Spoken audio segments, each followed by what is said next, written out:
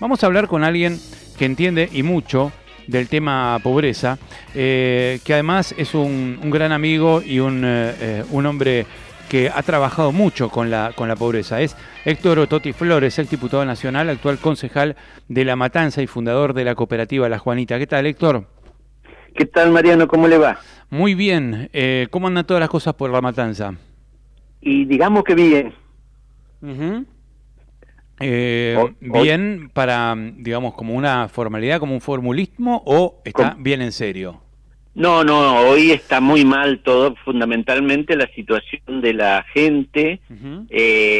Esta cuestión de que usted decía, que estaba diciendo sobre la cuestión estadística, la verdad que no se percibe en estos lugares, para nada. Claro. Y creo que tiene que ver con que la inflación es baja, pero también lo que ganan los trabajadores es muy poco y cada vez va perdiendo más poder adquisitivo.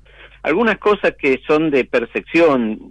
Hace algunos meses yo compro generalmente una vez por mes en el Carrefour, como hacen la mayoría de la gente que es asalariada. Claro. Y de acá del kilómetro 28. Y le sacaba foto y le mandaba a mis amigos. ¿En dónde? ¿En la ruta 3? En la ruta 3, sí. Claro. Sí. Loma del Mirador, Loma del Mirador no. Esto es casi González Catán. González Catán, está bien, sí. Y me llamaba la atención porque en general uno tenía que pasar media hora ahí haciendo la fila para que le cobren las cajas y tenían habilitado como 10 cajas, ¿no? Porque era un enorme supermercado. Y de pronto empezó a disminuir, pero a un nivel de hace algunos meses, donde vos entrabas a la fila que era para pagar, y había 4 o 5 cajas y no había nadie. Y le mandaba alguna foto a mis amigos para decirle una cuestión rara. ¿Será que acá es mucho más caro que en otros lugares? ¿Qué sé yo? No tenía explicación. Pero ahora lo tengo. Evidentemente la baja del salario, la baja de la masa distributiva para la gente que trabaja era evidente, y que eso ya el supermercado no era el lugar donde la gente iba a comprar. Inclusive iban a comprar gente de los boliches de acá del barrio, ¿no? Compraba más barato y lo revendía, y con esto hacía su stock de cosas sin tener que estar pensando en los grandes supermercados o los grandes mayoristas, digamos, bueno, ¿no? Toti, vos hablaste de Carrefour, ¿no? Hablaste de Carrefour. Sí. Bueno, Carrefour vende sus supermercados en Argentina. Eso es evidentemente que tiene que ver con el bajo consumo. La gente ya no iba. Cierre de sucursales, hay cierre de sucursales, dice una nota del diario Río Negro. La empresa presentó un recurso de proceso preventivo de crisis en 2018 y cerró sedes emblemáticas. Una breve cronología, bueno, habla de que está buscando un comprador, un socio comprador para su filial en la Argentina. Claro. Nada más ni nada menos que Carrefour, que posee 680 sucursales en todo el territorio de la Argentina. Si no podemos sostener una empresa que vende alimentos, básicamente, y artículos de primera necesidad para la gente, clase media, media baja y demás, es verdaderamente alarmante lo que está pasando en la economía. Creo que son alrededor de 30.000 empleados, leía por ahí, no sé si estoy exagerando, pero aparte lo que implica que este supermercado, que donde los boliches iban del barrio iban a comprar para vender más barato, la verdad que es parte de la no percepción de que las cosas andan bien. Y la otra cuestión es el reclamo permanente de la gente con relación a cosas que realmente son elementales. Yo vivo en La Juanita hace 40 años y conozco a la mayoría de los vecinos, y lo veo pasar pidiendo a lo mejor una bolsa de azúcar o de harina a personas que han trabajado toda su vida, que se han jubilado y que hoy no le alcanza, y algunos que me conocen muchas veces vienen a decirme llorando que no tienen para comer. Mariano, no estoy exagerando, eso lo percibo todos los días. Al barrio que voy de acá de La Matanza, como decimos nosotros en los kilómetros, que es más al fondo de La Matanza, donde los sectores más pobres viven por ahí, no hay lugares donde no se perciba esta cuestión de la alimentación, ya no digo el asfalto, los rollos, qué sé yo, cosas que antes te pedían que pudieras hacer alguna gestión como para que venga, ahora te piden para comer. 17.000 empleados distribuidos en 22 provincias tiene el supermercado Carrefour. Acá, según una nota que estoy viendo en internet, ¿no? Pero es muy significativo que Carrefour busque un socio comprador. Y después el gobierno te dice que bajó la pobreza al 38,1%. Claro, el propio gobierno lo había llevado en mayo del año pasado al 57%. Pero claro. Por la motosierra. De las estadísticas y las matemáticas también son relativas, digo, en relación a qué. Yo tengo bastantes años y he vivido muchas crisis, fundamentalmente la de los años 90, cuando quedé desocupados. Eran miles de desocupados, 50 y pico % de desocupación, que no se percibía porque se suponía que no buscaban trabajo, pero cuando vos salías a hacer un censo en los barrios, fundamentalmente nosotros empezamos con los movimientos de trabajadores desocupados, haciendo censo porque la gente no podía pagar la luz.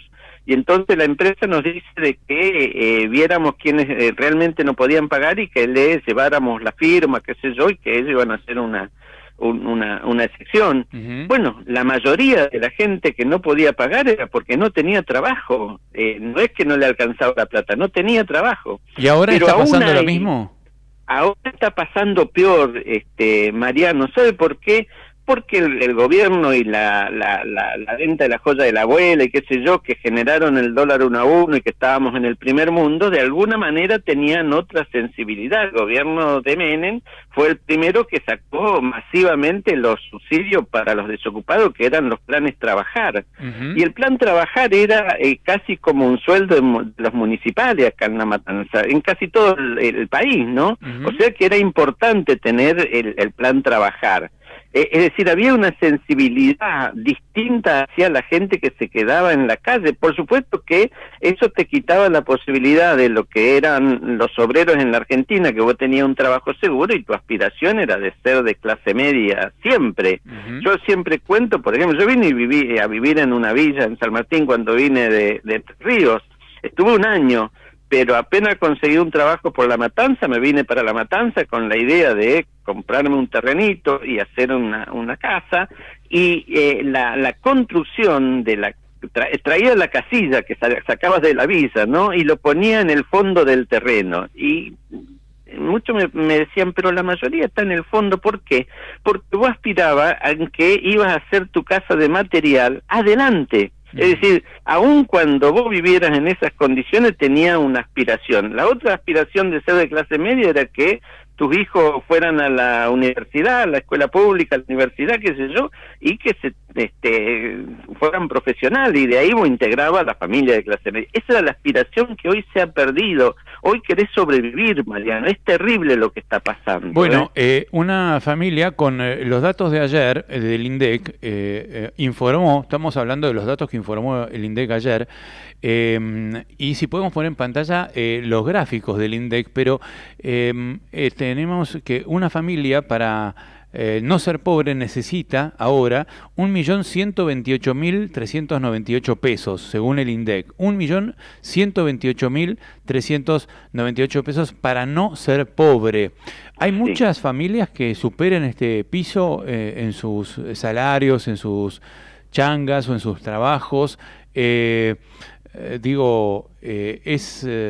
una familia de 4 hijos, ¿no? Ya si tenés 6 o 7, a lo mejor, y ganás esta suma, igualmente sos pobre, ¿no?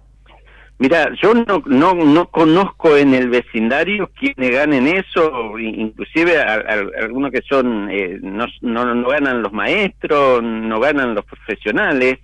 Y por supuesto que la mayoría de los trabajadores manuales, metalúrgicos, textiles, por ejemplo, el cierre indiscriminado de talleres de confección textiles es impresionante.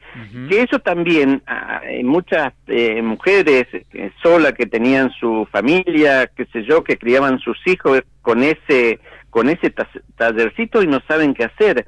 Las empleadas domésticas también, por ejemplo, que trabajaban 3, 4 veces por semana y que de alguna manera podían formar su familia aún sola, hoy no lo pueden hacer porque tienen un día, es decir, cayó la clase media y cayó toda los sectores que dependían muchas veces de eso. Yo también le digo, porque hay un prejuicio, por ejemplo, que los planes sociales te alcanzan para vivir y que entonces no querés laburar, viste, toda una cuestión, una estigmatización de los planeros, pero el tema era que vos a los planes sociales tenías que incorporarle la changa, y hoy lo que se ha perdido es la changa, igual que los bares, las propinas importantes, qué sé yo, la changa ya no existe. Tengo amigos que cortaban el pasto, se habían comprado una maquinita, qué sé yo, y me dicen, no hay nadie que me dé una changa para cortarle el pasto porque no tienen plata. El albañil que hacía también refacciones, el pintor que pintaba una casa, no tiene, eso es lo que se ha perdido, que es lo que no entra en las estadísticas, ¿viste? Claro, entonces ahora el que cobra un plan social o la asignación universal por hijo no le puede incorporar la changa, que era lo que hacía la diferencia, digamos. Claro, ¿no? Claro. El plan social te alcanzaba para los gastos fijos, qué sé yo, la luz, esas cosas, ¿viste? Y después para comer tenía la changa. Claro.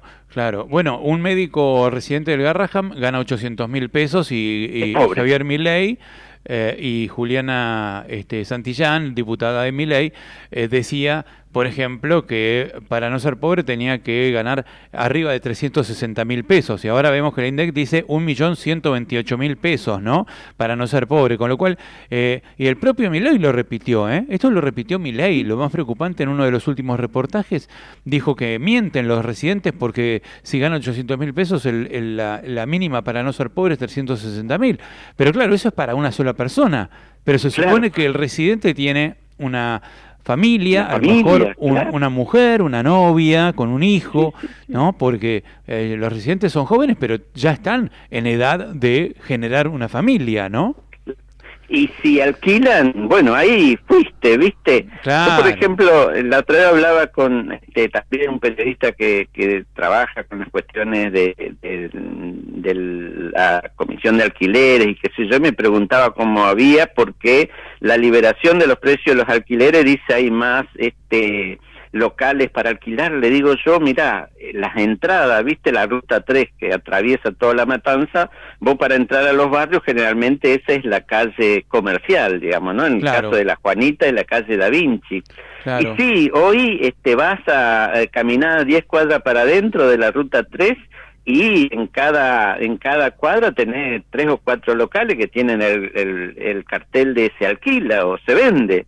Pero claro, porque los comerciantes se fueron, no es que por el precio ahora hay, por la liberación del precio ahora hay más gente que pone un lugar para alquilar. Es todo lo contrario, la gente ya no tiene para alquilar. Hace poquito vino un empresario textil que trabajaba con las grandes marcas y te había comprado una máquina de China, una inversión muy interesante, trabajaban como 20 y pico de personas, me dice, me quedé con 3.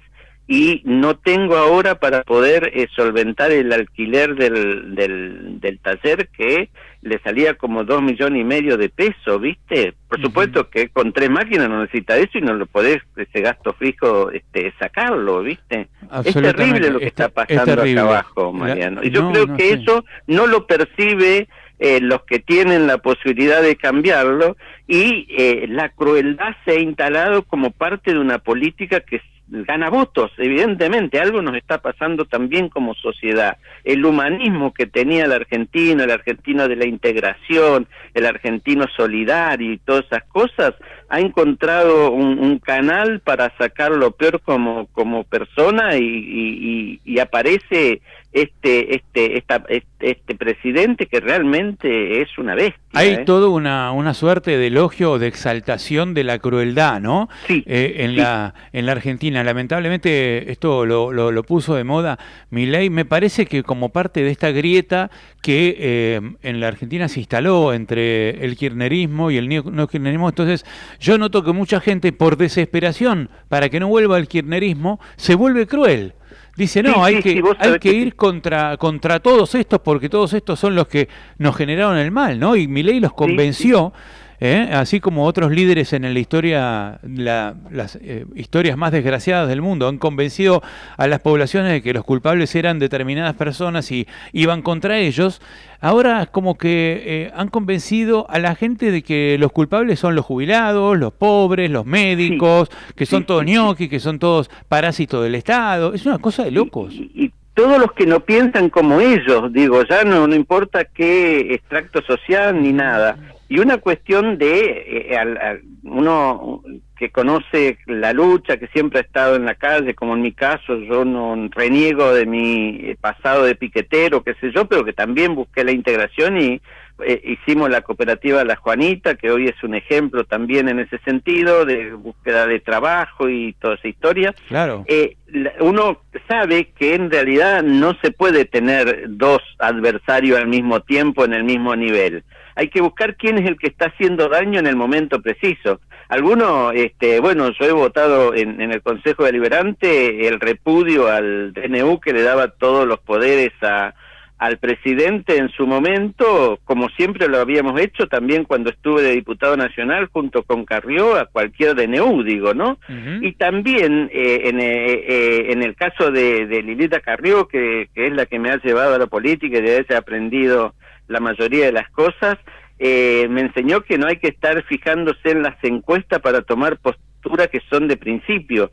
Y fíjate vos la diferencia, nosotros en el 2011 sacamos el 1,8% de los votos y en el vamos por todo, ese famoso discurso de Cristina, Lilita me dice hay que resistir y armamos el Movimiento de Resistencia 2012, que hizo movilizaciones, llamó a las grandes movilizaciones a través de las redes, acompañó el conflicto del campo y todo eso.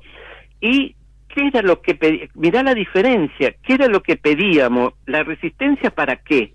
Para la institucionalidad, para que no se pierda la democracia, para que ese vamos por todo no sea una hegemonía del kirchnerismo en ese sentido. Nadie me puede acusar a mí de kirchnerista, digamos, no con nada. Algún grado de verdad. Hemos hecho todo, pero hoy el enemigo fundamental o el adversario fundamental en la lucha en la calle tiene que ver con la crueldad de este gobierno, Mariano. Ya lo creo. Toti, un placer hablar con vos. En otro momento seguramente te voy a llamar para charlar más de política, a ver qué va a pasar este año con las elecciones de octubre y demás, porque también son un estamento, un tramo muy importante, ¿no? Un hito importante en lo que va a pasar de aquí al 2027. Sí, yo creo que es por ahí donde hay que ponerle el freno a este gobierno, porque imagínate si esto hace ahora donde no tiene la mayoría en las cámaras, qué sé yo, si gana la elección y tiene eso. Bueno, prepárate. Claro. Toti Flores, gran abrazo. Un gusto. Igualmente. Un gusto enorme. Ex diputado nacional, concejal de La Matanza, titular, miembro, presidente, fundador de la Juanita, la cooperativa que es un ejemplo en la atención de la pobreza, en la promoción de la cultura del trabajo en los sectores más humildes, era Héctor Toti Flores.